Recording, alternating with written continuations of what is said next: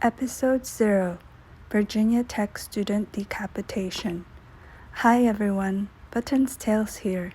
Today's case takes place at Blacksburg in Virginia Tech University, 2 years after Sung Hui Choi killed 32 students and professors before turning the gun on himself on April 16, 2007. It was January 8, 2009, and 22-year-old Yang Xin had just arrived from Beijing at the campus to pursue a degree of master's in accounting. She immediately began to make new friends and went to school's social events with other international students. Her acquaintances described her as a sweet young woman. Unfortunately, her life would be snuffed out a mere 2 weeks from arriving in the United States. Yang met 25-year-old Zhu Haiyang, who initially helped her adapt to life at Virginia Tech. Originally from Ningbo, China, Zhu Haiyang was a PhD student in agricultural and applied economics. He was also a teaching assistant at school. He started in the fall semester of 2008.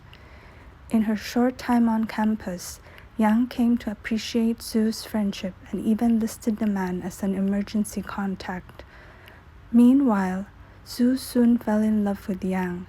In a love letter found in Yang's dormitory, he professed his deep love for her.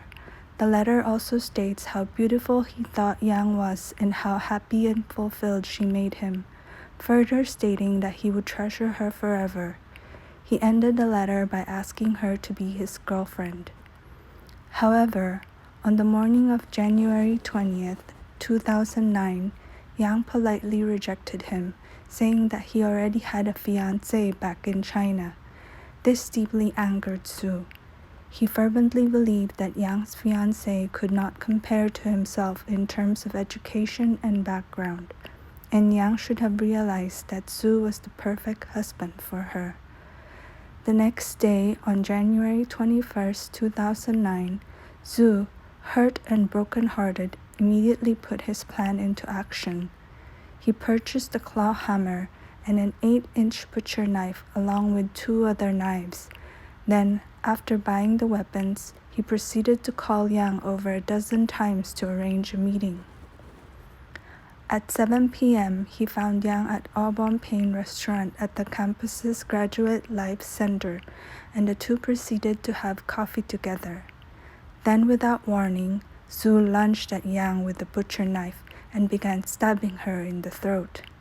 Yang had several wounds on her arms and hands as she fended off Zhu, but to no avail. A short while later, Yang ended up falling onto the ground where Zhu proceeded to cut off her head.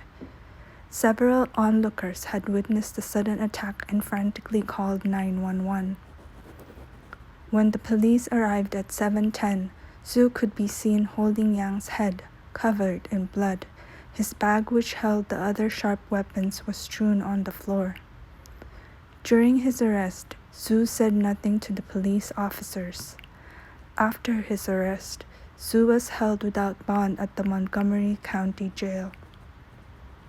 At 7:44 p.m., the campus alert system that was instituted after the mass shootings in 2007 sent out 60,000 messages to 30,000 student subscribers to stay in place, university spokesperson Larry Hinkler said.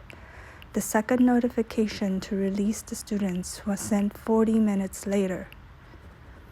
University President Charles Steger sent an email to students late Wednesday evening, January 21, 2009, telling students that free counseling is available to all staff, students, and faculty members. Meanwhile, Yang's mother, who was in China, was also immediately notified about the incident. On April 19, 2010, Zhu was sentenced to life without the possibility of parole by Circuit Court Judge Robert Turk.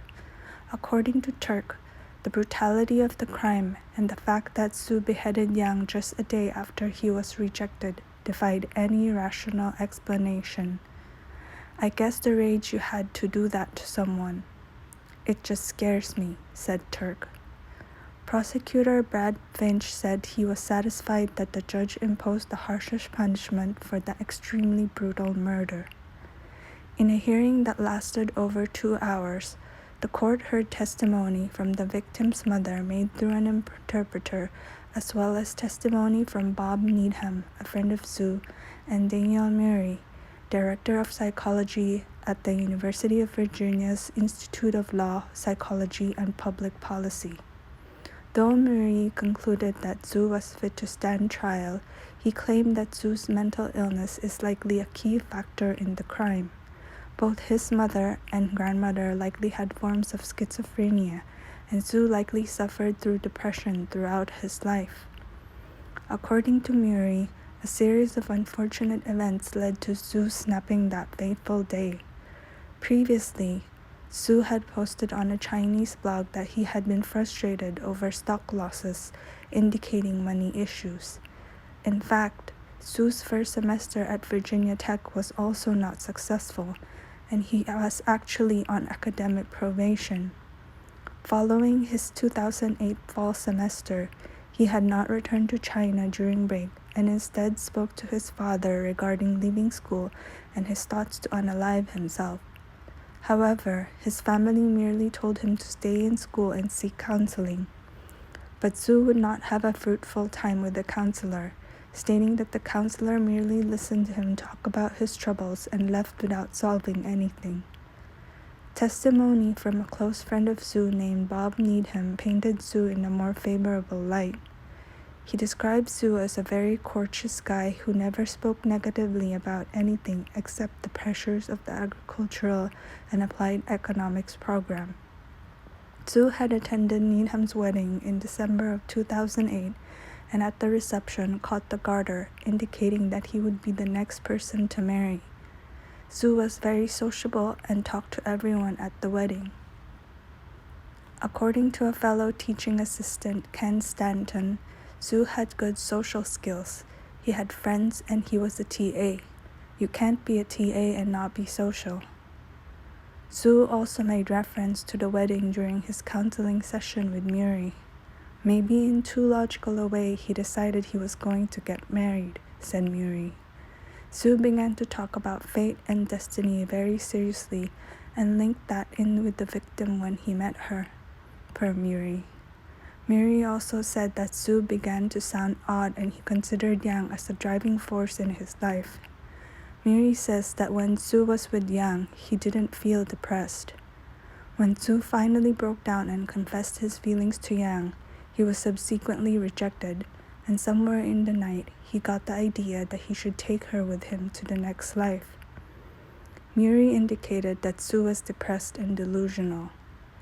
In fact, in a December 2009 plea hearing, Brad Finch read out a letter Sue had written while in jail, which indicated that Yang had forced him to kill her because he loved her too much.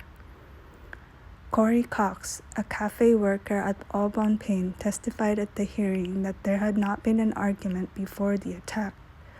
Cox had just returned from a break and he dove behind the counter and called 911 while other customers and his manager ran from the restaurant.